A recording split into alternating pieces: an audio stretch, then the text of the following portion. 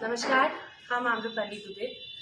और जैसे रउआ सब लोग के पता चलल होखी कि हम यहाँ अयोध्या में शूटिंग करत बानी और शूटिंग के दौरान हमरा कमरा में चोरी भइल रहे।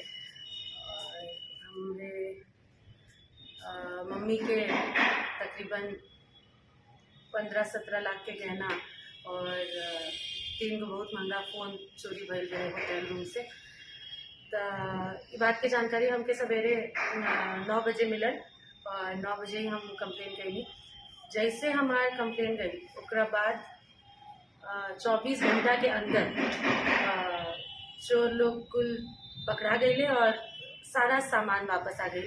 तो एकरा खातिर हम प्रशासन के, पुलिस के सभी लोग के ढेर सारा धन्यवाद और थैंक यू बोले के चाहता नहीं, काहे कि हमके पता रहे कि इंसाफ मिली, पर इतना जल्दी मिली ये अंदाजा ना रहे। और आज हमके बहुत ज़्यादा गर्व बा कि हम उत्तर प्रदेश के निवासी हैं और हमनी के मुख्यमंत्री माननीय योगी आदित्यनाथ महाराज जी के शासन में और हमनी के राज्य के प्रशासन में इतना बढ़िया काम हो रहा बा। आज हमके बहुत ज़्यादा गर्व बा, बहुत ज़्यादा खुशी बा और हर केहू जे मदद कैले बा उस सबके थैंक यू सो मच।